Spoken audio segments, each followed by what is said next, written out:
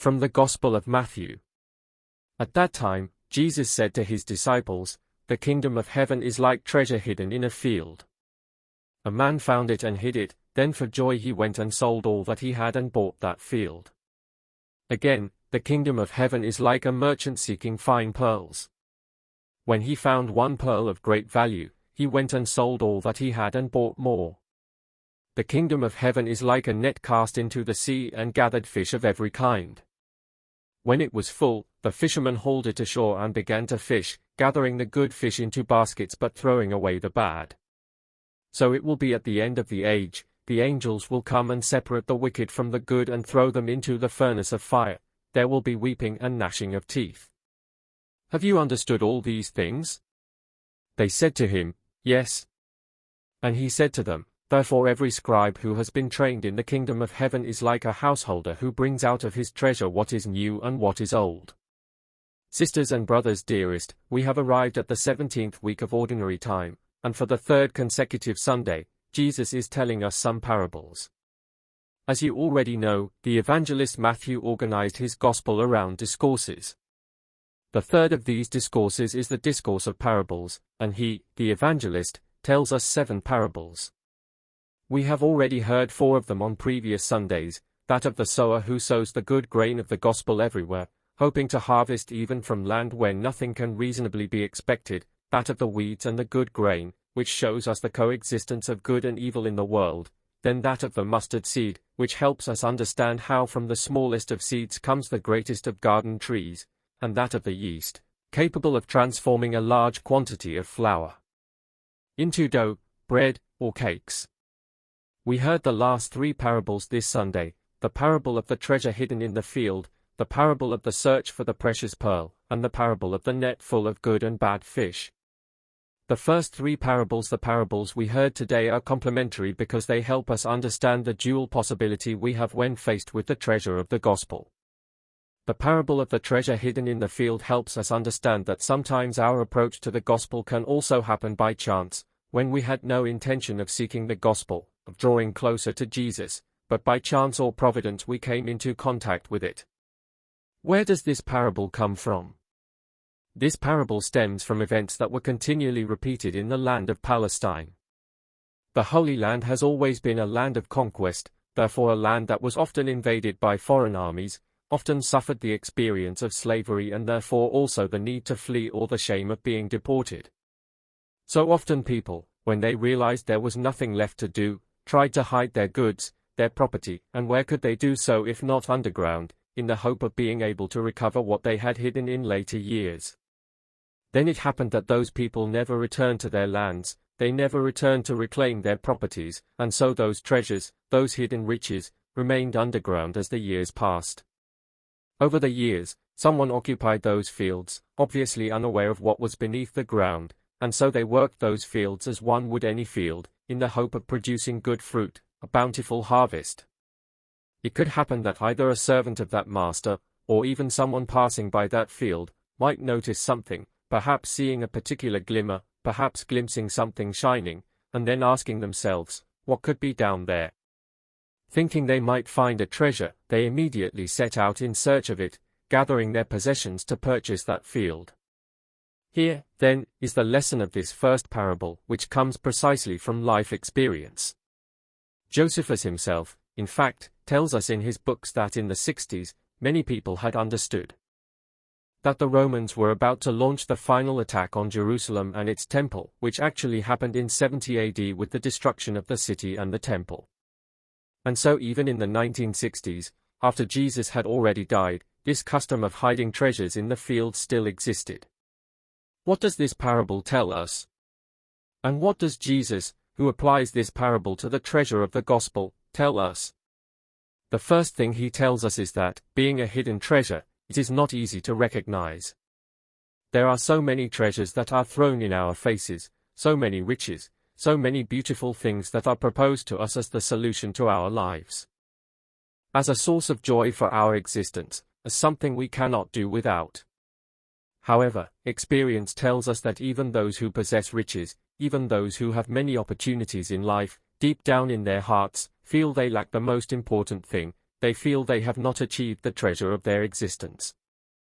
Therefore, we must be ready to recognize, beyond appearances, the hidden treasure of the gospel, the treasure of the gospel that is sometimes only glimpsed, but which does not present itself in its full splendor.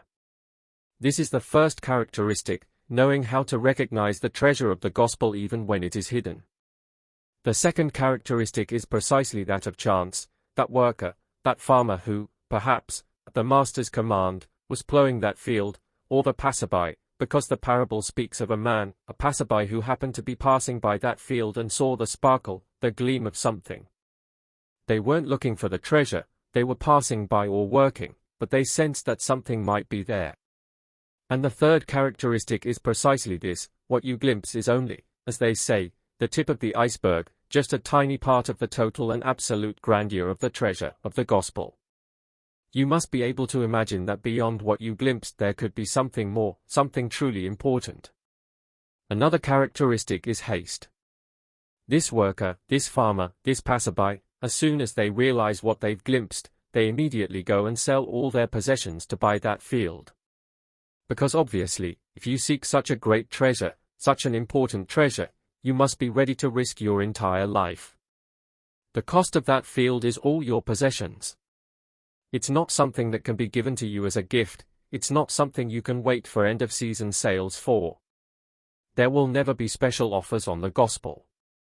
You have to sell everything you have to put your whole life on the line to enjoy the treasure of the gospel, the encounter with Jesus. It's beautiful, however, that this putting everything on the line doesn't make these people think, especially about what they're leaving behind, the sacrifices they are making, what they'll no longer have, but it makes these people think of joy. He goes quickly, sells what he has, buys the field, and in his heart there is joy. Perhaps in this, all of us Christians, but especially we priests, need to reconsider our way of presenting the gospel. We often present it by highlighting the sacrifices. Jesus invites us to highlight joy. If you find the treasure, you have found what satisfies your life, what fulfills your life, and you are happy. You don't think about what you left behind. It's like a boy who finds his ideal girl, makes her his declaration of love, and she says yes.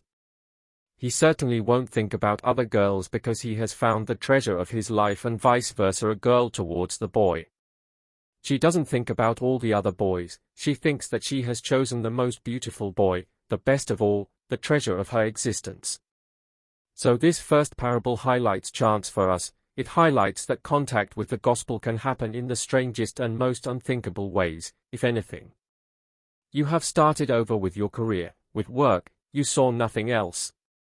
Then in the office your colleague tells you about a spiritual experience, he tells you about something that happened to him and maybe invites you to participate in a training session, a moment of prayer. You go maybe to please your colleague, and that encounter changes your life. If anything, you entered church not because you believed in it, but simply because your friend was getting married or had lost his grandfather, and you entered to keep him company, to show him your presence and your closeness, and perhaps you hear a word, a homily that comments on the word of the day that changes your life. Or you were on the internet searching for something you needed and you stumbled upon a passage from the Word of God, a page of the gospel, or some of the many comments that leave traces of the gospel on the internet, so to speak. These things that happen by chance in your life can transform you, they can bring you closer to the treasure. The second parable, complementary to this one, tells us that the treasure of the gospel is also something we must seek. The protagonist of the second parable is a pearl merchant.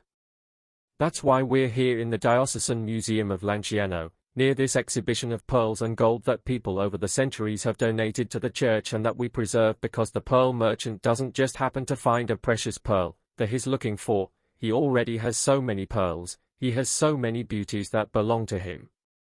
But as I mentioned earlier, obviously, his heart is still not completely satisfied. And when he finds the pearl of infinite value, when he finds the gospel of Christ, when he finds the encounter with the risen Lord, then he understands that he has found what he has been seeking all his life.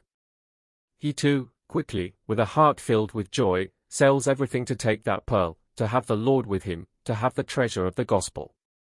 Putting these two parables together, brothers and sisters, we can understand that, whether by chance or because we seek it, the most important thing is the treasure of the gospel, the encounter with Jesus, the true richness of our life. And finally, the last parable, this too is born of experience. Jesus always begins with the things that happen.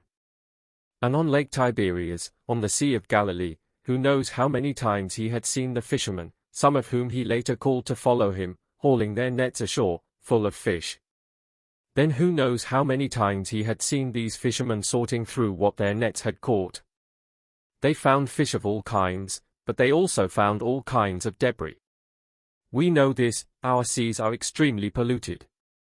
When you haul something in along with the fish, there's bound to be some waste, some plastic, various junk, we know this very well. It was the same in Jesus' time, and so there was this operation to be done, this separation to be accomplished. The parable tells us that the good fish were in the baskets, while the bad ones were thrown away. Starting from this experience, Jesus applies it to us. Matthew applies this experience to his communities, and we apply it to our communities and our lives. What's the mistake we shouldn't make? Thinking that we are the good fish and the others are the bad fish, that we are saved because we are good and good, while the others are lost because they are bad. It's not like that. This isn't the point of the parable. The point of the parable is that in each of us, just as the 4 types of soil were present in each of us, just as the good wheat and the weeds were present in our hearts, there are good fish and bad fish, beautiful fish and rotten fish, as the Greek in which the Gospel of Matthew was written says.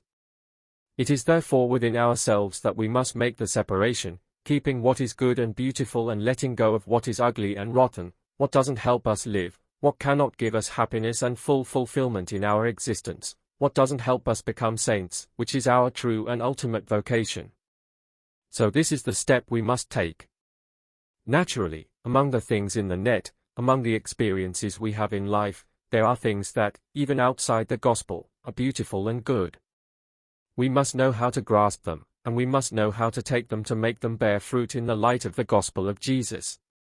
In Matthew's time, as in the Old Testament, there were many cultures, many religions that offered positive things, beautiful things, that offered things that could be treasured.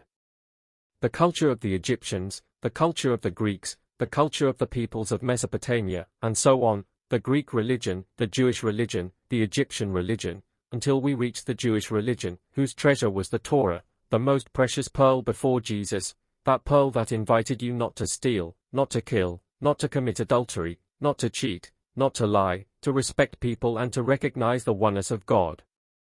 Then comes Jesus, who gives full meaning to all this richness and all this beauty. We must be able to take the old and the new, what culture offers us, what the religions we come into contact with offer us, and combine them with the newness of the gospel. Many things proposed to us today are beautiful, and they become even more so if placed in the right place, in the light of the risen Christ, a true treasure for each of us, for the entire church, and for all humanity. So let us treasure these 7 parables that the Lord Jesus told us on these 3 very hot Sundays in the month of July, this summer of 2026. We know how to make the seed of the word produce a little fruit, whatever our soil. We know how to recognize good and evil, what is right and what is not. We know how to let ourselves be transformed by the leaven of the gospel, and we know how, by welcoming the small seed of the gospel, to grow into a great tree in whose branches birds can nest. That is, we know how to form a community to walk together toward the encounter with the Lord, to discover the treasure that can be hidden and found by chance or can be on display in the window of someone who sells precious pearls and which we must seek. Let us treasure the ancient things that can help us on this journey and let them shine. To reconsider these ancient things in the light of the newness of Christ's gospel. Have a good summer.